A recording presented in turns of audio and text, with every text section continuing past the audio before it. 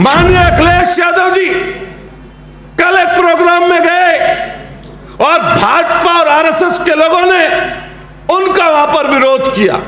जो लगातार बोलनी चाहिए, बार बार बोलनी चाहिए, हर मंच से हमको बोलनी चाहिए कि सिर्फ सूरवीर होने की वजह से हम लोगों को ये लोग जो मंदिर में संतों के पास जाने से लोग रोक रहे हैं, इनसे बड़ा अधर्मी कोई नहीं हो सकता। यह सबसे बड़ा अधर्मी है। देश की सबसे बड़ी गद्दी पर बैठे हुए शख्स से लेकर नीचे तक का व्यक्ति कर रहा है, वो है अंधविश्वास। भाजपा और आरएसएस और भाजपा, अगर सूत्र की बात सबसे ज्यादा अगर किसी ने जमीन तक पहुंचाने का काम किया, वो इन्हीं लोगों ने किया। एक बाबा आया है 26 साल का, एक हमारे साथी ने, ओबीसी के साथी ने, लोधी समाज के एक नौजवान ने उस बाबा का विरोध कर दिया मध्य प्रदेश में कि उसको पार्टी से बाहर निकाला और साथ साथ उसको नहीं, उसकी जात को सिर्फ इसलिए बेइज्जत किया गया क्योंकि वो शूद्र था, वो लोधी था, इसलिए बेइज्जत किया गया।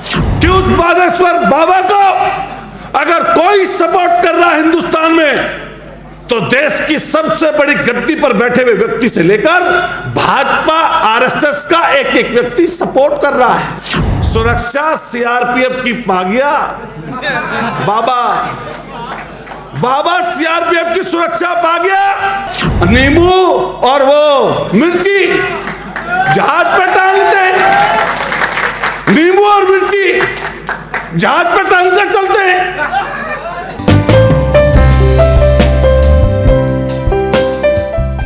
जब व्यक्ति कहीं किसी मोड़ पर, नुक्कड़ पर असफलता प्राप्त करता है और उस असफलता को चुनौती के रूप में लेता है, तो उसको जानकारी जमीनी हो जाती है, उसको जमीनी नॉलेज हो जाती है, पता चलता है कि क्या कमियां रही, क्या खामियां रही, किस वजह से हारे, क्या धन का अभाव था, क्या कारण था।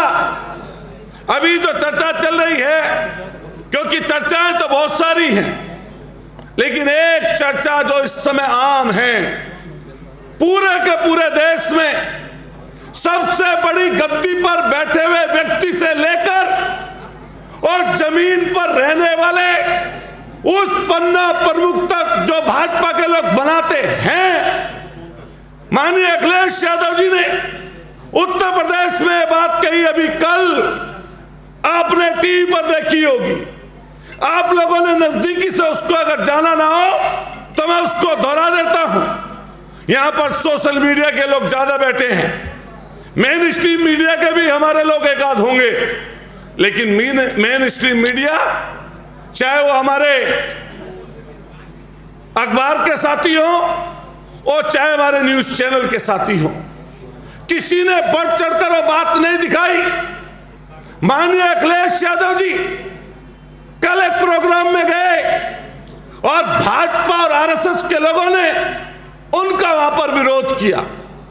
बहुत अच्छी बात जो उन्होंने बोली, जो लगातार बोलनी चाहिए, बार बार बोलनी चाहिए, हर मंच से हमको बोलनी चाहिए कि सिर्फ सूरवीर होने की वजह से हम लोगों को ये लोग जो मंदिर में संतों के पास जाने से लोग रोक रहे हैं, इनसे बड़ा अधर्मी कोई नहीं हो सकता।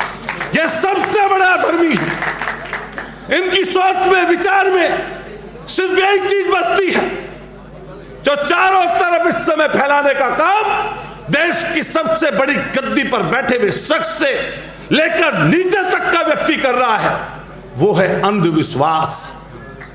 एक बाबा आया है, अभी कुछ बाबा जेल में हैं और एक बाबा, जिस तरह हमारा सेना का जवान फौज से जब उल्टा आता है, सीमा पर नौकरी करके माइनस के टेम्परेचर में देश की सेवा करके वापस लौटता है, 40 दिन की छुट्टी पाकर आता है, ऐसी एक बाबा को 6 महीने में 40 दिन की छुट्टी देती है ये सरकार।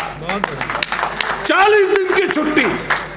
जिन्होंने अंधविश्वास को बढ़ाया, वैज्ञानिक तर्कों को नकार दिया, एक बाबा आया है 26 साल का, एक हमारे साथी ने, ओबीसी के साथी ने, लोधी समाज के एक नौजवान ने उस बाबा का विरोध कर दिया मध्य प्रदेश में, उस बाबा का विरोध किया और भाजपा के साथियों को, इन्हीं अंधविश्वास फैलाने वाले साथियों को मिर्ची लग गई और ऐसी मिर्ची लगी कि उसको पार्टी से बाहर निकाला और साथ साथ उसको नहीं, उसकी जात को सिर्फ इसलिए बेइज्जत किया गया क्योंकि वो शूद्र था, वो लोधी था, इसलिए बेइज्जत किया गया। मुकदमे दर्ज हुए और एक तरफ दूर उसको डाल दिया गया। ये है इस समय की आरएसएस और भाजपा। मैं बधाई देना चाहता हूं उस मंच से कि अखिलेश यादव जी ने कल जिस तरह की बात कही, जो बात थी कि भाजपा और आरएसएस और भाजपा, अगर शूद्र की बात सबसे ज्यादा अगर किसी ने जमीन तक पहुंचाने का काम किया वो इन्हीं लोगों ने किया। अब अंधविश्वास की बात कर रहा था क्योंकि वक्ता कई हैं, लेकिन बोलूंगा जरूर 5-7 मिनट और। अंधविश्वास की बात चल रही है और सब उसमें पड़े हुए हैं, नुक्कड़ पर, चौराहे पर, गलियों में, मोहल्लों में, कस्बों में, गांव में, हर जगह प्लानिंग के साथ इस काम को किया जा रहा है। अभी मुझे पता चला कि हमारे वो चमत्कारिक बाबा जो चेहरा देखकर नाम पढ़ लेते हैं, वो तो हमारी एक बहन ऐसी आ गई, उसने पूरी पोल खोल कर रख दी, उसकी पूरी पोल खोल दी और बता दिया कि यह कोई चमत्कार नहीं है।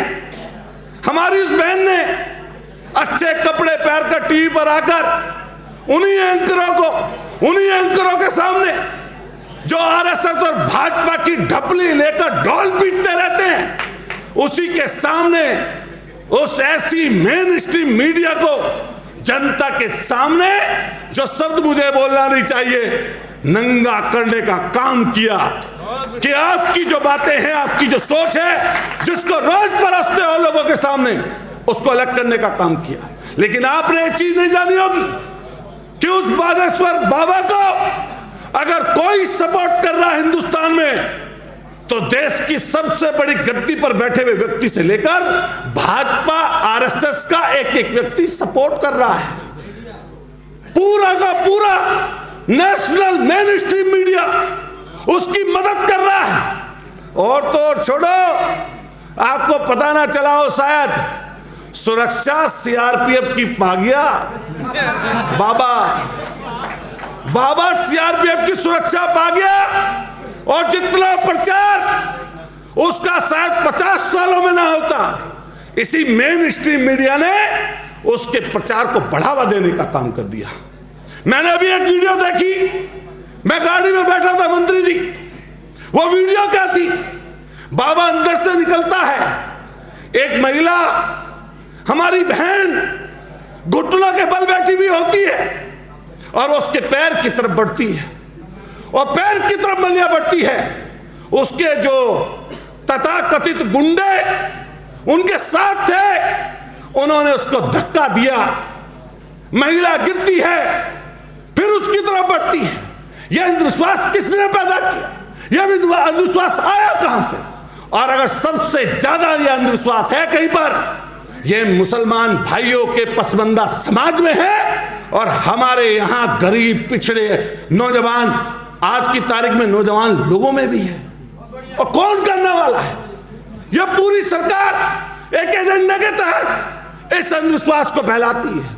और दूसरी तरफ, एक तरफ वैज्ञानिक पत्ती की बात करते हैं और दूसरी तरफ नींबू और वो मिर्ची जहाज पर टांगते हैं, नींबू और मिर्ची जहाज पर टांग कर चलते हैं।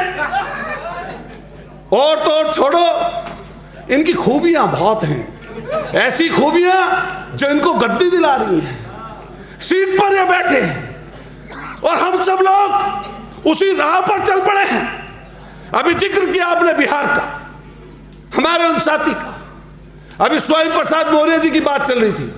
अरे अपना अपना विचार है, आपको कोई चीज अच्छी लगती है, किसी को कोई चीज अच्छी नहीं लगती। अगर कहीं नुक्कड़ पर, चौराहे पर, गांव में, बस्ती में, गली में, मोहल्ले में अगर सामने से कोई ऐसा व्यक्ति आ जाए जो सांप्रदायिक हो, उसकी सोच में ऐसी शक्तियां बैठी हुई हो जो हमेशा दबाती रही, कुचलती रही, अच्छी सोच को छुपाती रही, तो उसके सामने ये बातें फिर नहीं आती। क्योंकि मैं एमएलए हूं, विधायक बनने का मौका दिया जनता ने और 2 बार हारा भी हूं।